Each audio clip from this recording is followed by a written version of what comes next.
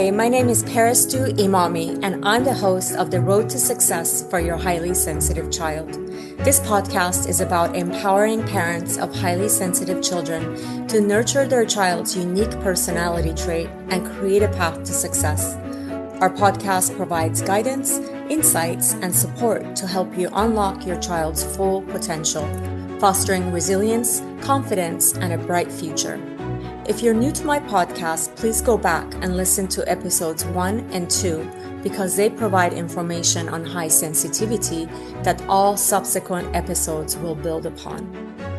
To book a private coaching session with me, please visit my website at parentinghsc.com. In today's episode, I'm deeply honored to welcome a radiant soul whose work brings ancient wisdom, modern healing, and creative expression. Ghazal Azarbad. Ghazal is an intuitive healer, light worker, certified in both Reiki and Violet Flame energy healing. But her healing gifts extend far beyond titles. They're rooted in her lifelong connection to the spiritual realms, particularly the rich spiritual heritage of ancient Persia. Ghazal's art is an extension of her soul work. It weaves beauty and transformation together, guiding others through emotional alchemy and the transmutation of pain into power. She is the founder of joonhype, a healing network named after the Farsi word joon, meaning soul, life, and spirit. Through joonhype, Ghazal offers intuitive guidance and creative healing sessions, creating space for radical healing, deep empowerment, and remembrance of one's sacred essence. Her focus is nothing short of transformative. She supports others in breaking cycles of generational trauma, healing from abuse and systematic oppression, and finding freedom from addiction.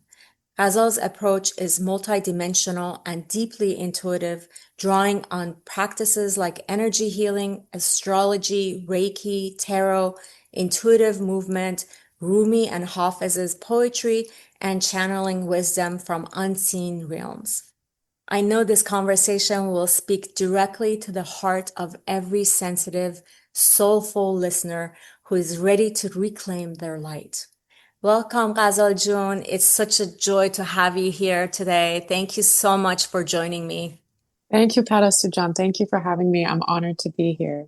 Thank you so much. As we were talking before the show, I really believe that God brings the right people into my life when I need them. And you came into my life in a moment where I was really struggling, in a moment where I was lost and not knowing what to do and just needing confirmation. And then you just popped into my life from nowhere.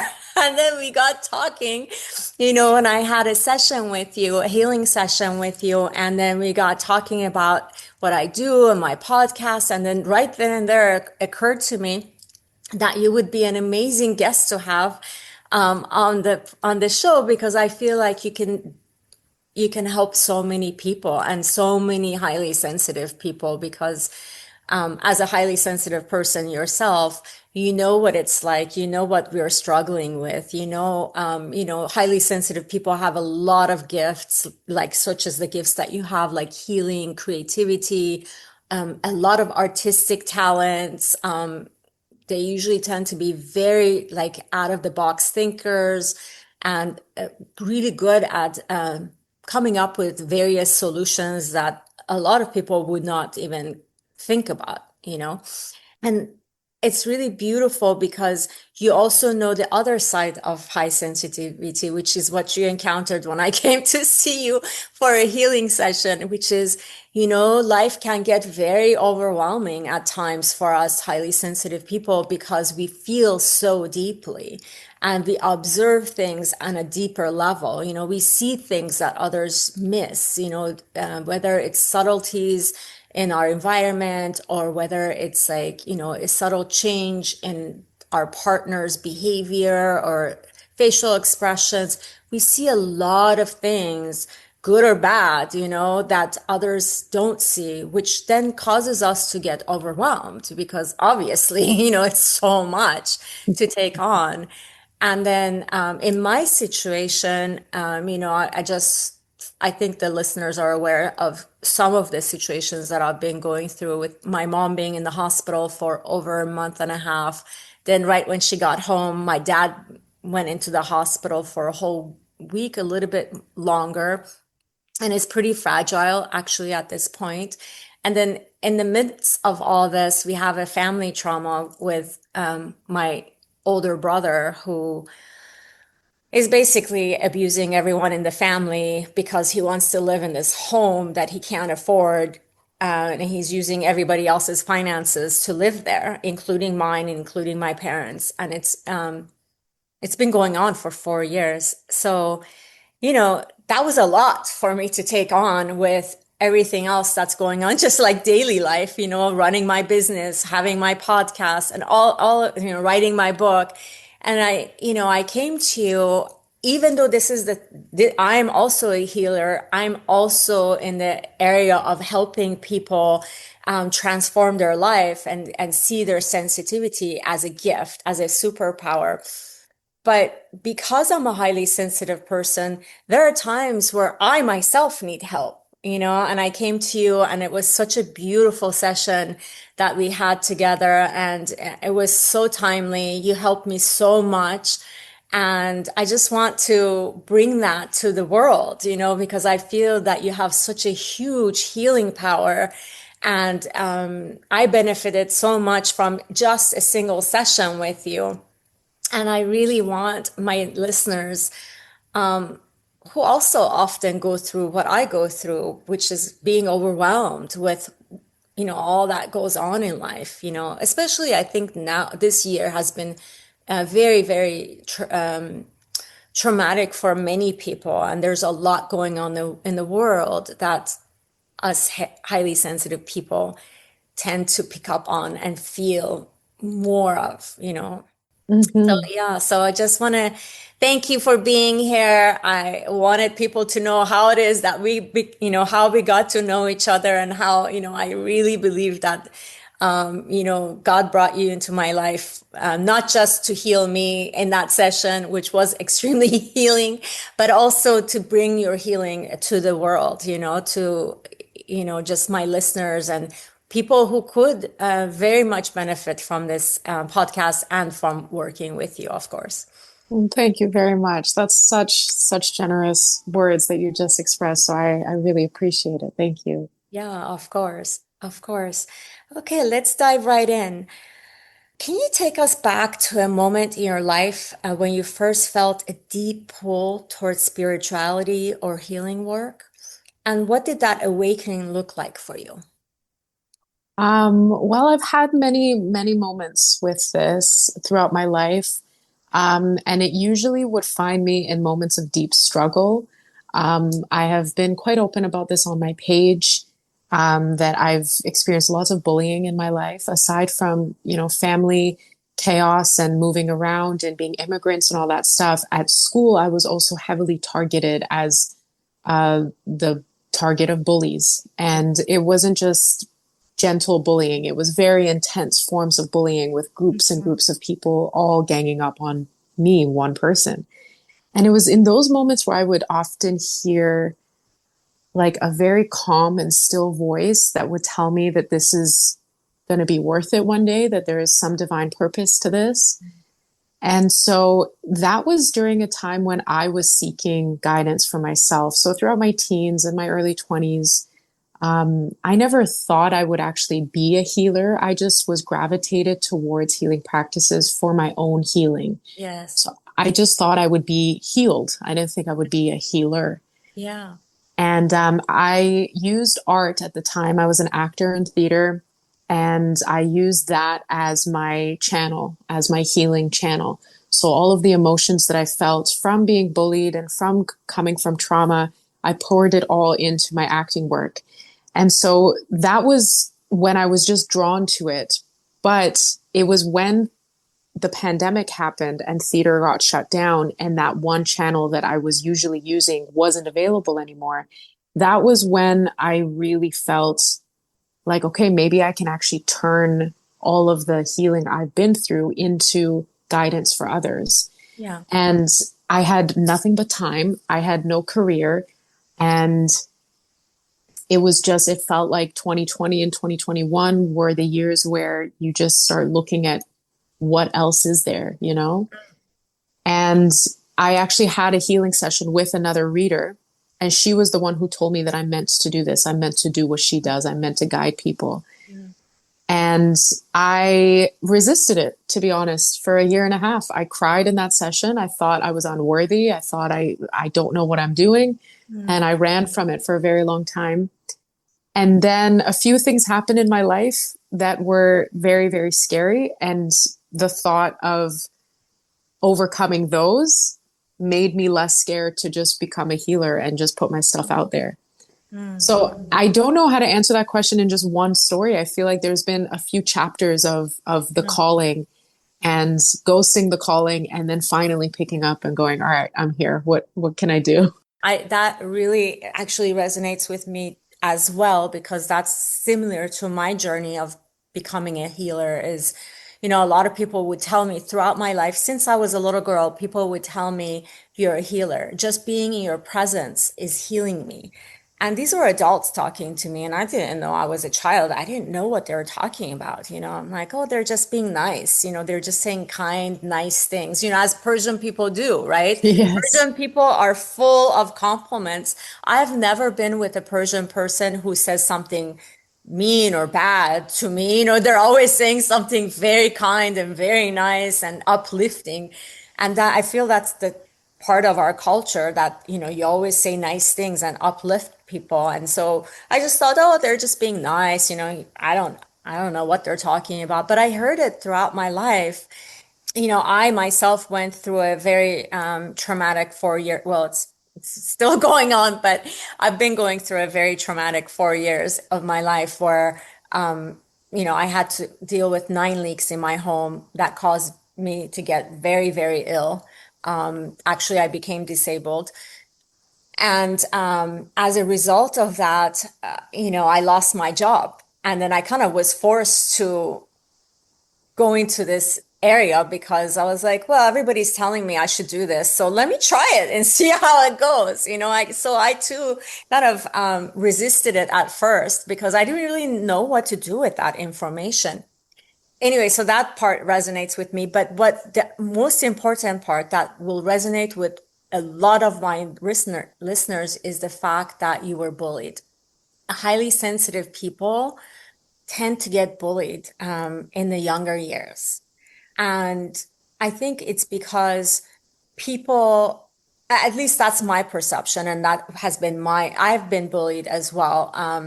Not to a very big extent, but it's happened throughout my life, not just my childhood years. It happened even in my career, just even a few years ago. So, this is something that highly sensitive people experience. I think it's because we feel so deeply and people can tell that we're different than them.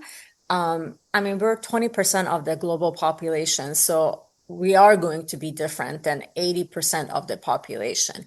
So, because they see that we're not like them, and because I think they see the power that we have in like deep feeling, deep sensing, getting, seeing subtleties that others miss, or being able to pick up on other people's energies and being able to, for example, read the room in a meeting if you're in the corporate world.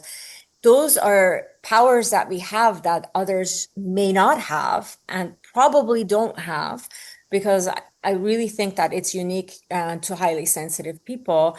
I'm not saying nobody else will have it if they're not highly sensitive, but it's rare. It's really some superpower that is there for highly sensitive people, because our brain is actually different than a non-highly sensitive person. So it kind of makes sense.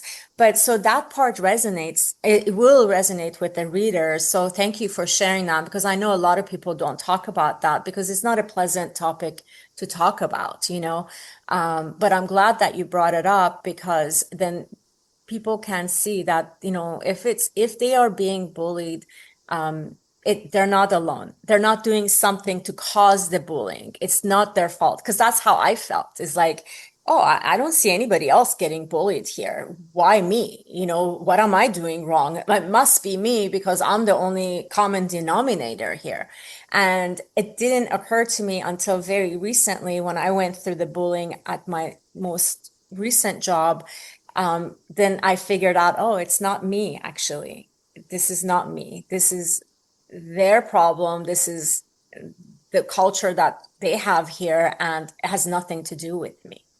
And that was really healing because when I realized it's not me, I didn't carry that burden anymore. And I didn't keep questioning why me, because I always kept saying, why me? Why do I keep getting bullied, and what am I doing to cause this? So I want the listeners to know that there's nothing that you're doing to cause it. But you do have the power, to change that because it doesn't have to be that way. You don't have to endure bullying. And once you find your power, I think you'll realize, okay, I need to fight back, not necessarily in a physical manner, but there will be a way where you feel so empowered that you'll know what to do in those situations intuitively. It's not something that I could guide you through and say, this is the actual formula, because there's no one formula. It depends on the bullying. It depends on the situation. But once you become empowered and you understand that your high sensitivity is actually a strength and not a weakness, then you will be able to stop that bullying. Just because your energy shifts, that bullying will not come towards you even because your energy won't attract it anymore. I agree with that. Yeah, I believe it's definitely a rite of passage for sensitive people to experience some form of adversity or bullying. Just to get them to understand what it is to be a highly sensitive person. When you carry that sensitivity, you also carry a light, and that exposes where people are hiding. So that need to bully is coming from the feeling that they feel exposed around you. Yes. And when you get bullied, I think you can see it as a good sign. That means it's telling you something. And once you've embraced that about you, that's where the bullying stops, because you no longer need the outside world to reflect to you what light you carry. Does that make sense? Absolutely. And that actually ties into what I was saying with your energy. Your energy shifts Exactly. and once your energy shifts, then you won't attract those situations into your life anymore. Exactly. Exactly. So you often draw on ancient Persian spiritual wisdom. How have the techniques of Rumi, Hafiz, or other ancestral traditions shaped your healing practice today? By the way, I have to tell you, Rumi and Hafiz I absolutely am in love with them. I quote them throughout my book. And, when I learned that you're also, a fan of Rumi and Hafiz, I was even more drawn to you, like tenfold after I found that out. Good. I'm glad. Yeah. Yeah. I feel like Rumi and Hafiz are one of our culture's most, proudest, ancient Persian poets. I find it I hold a lot of pride knowing that they come from our beginnings of our culture. Yeah, I feel like it's influenced a lot of my spiritual work because, Sufism and the way that Rumi and Hafiz describe spirituality and God includes a lot of joy and a lot of pleasure and a lot of humor. And Yeah. that is something that I find with other practices of spirituality, it can be very serious. It can be very anti-pleasure, like pleasure is shamed and pleasure is taboo and it's bad. And even in parts of our culture, I said it in our session, this pressure that, jamish kon zishte, because Yeah. if you, and which in English that means like clean it up, it's dirty, it's inappropriate. Yeah. um, that is often what I find a lot of people associate with God, that you have to be appropriate, you can't be messy, you can't desire human things. And this is about blending the spiritual with human Mm-hmm. qualities. I am not interested in bypassing the fact that we are here having a human experience. Of Yes. course, we are meant to live in terms of humanity, but use spirituality to anchor in our humanity. I find a lot of the times we forget that there's nothing wrong with being human, even in the flaw of it, even in the sin of it, you know? So I feel like Rumi and Hafez really capture that. They talk about pleasure, they talk about humor, they talk about enjoying wine, they talk about food. It's very in your senses. And as an artist, that draws me in. That makes me feel closer to God, not farther from God. Yeah, absolutely. Um, and final thing I'll say is that I like that there's no shame in the poetry of Hafez and Rumi. There's no self-hatred. There's no, like I have to become clean. It's just you are embraced as you are. Yeah. And there's joy in that. There's something about that that really draws me in. And that's what I like to hype up in people, come as you are. Yeah. Um, Healing doesn't mean you have anything to fix. It just means that you feel more okay with who you already are, if that makes sense. Absolutely. What the word that comes to my mind as I'm listening to you is authenticity. Yeah, yeah, And for highly sensitive people, it is very healing to allow yourself to be authentic. Embrace your sensitivity. Be okay with having deep emotions, letting your emotions flow out of you. Like, for example, last week, I was in the hospital. I needed to get trained on administrating medication to my dad through an IV. I'm not in the medical field, although most of my family, ancestors, a lot of people in my family are doctors, but I have never been interested in that area, nor have I been like, I'm just not, I'm just not wired that way. I'm too much of an empath to be able to do any of that kind of work. So of course, I saw my dad, how frail he was, and I saw the fact that I have to give him this medication. And what if I do something wrong? It's an IV. It's not like you pop a pill and there you go. You give your medication on the time and you're done. And if you do anything wrong, it could negatively impact my dad. I could potentially kill my dad. I know it's far-fetched, but the thought came to my mind, what if I do this wrong? What if I put air, and I didn't, take the air out enough from the syringe and I put air in his bloodstream, and that kills him. I don't know. Or what if there's bacteria somehow that gets on the needle and it gets into his bloodstream. All these thoughts were going through my head. I know they're far-fetched, but in that moment, I was so overwhelmed that I just started bawling in front of the nurse that was teaching me how to do this. And the old me would have apologized. The old me would have said, "Oh, I'm so sorry. Give me a moment." And I would have swallowed everything. I would have tightened up, everything in my body just so that I would stop my body from crying. And the new me is like, no, I'm feeling deep emotions.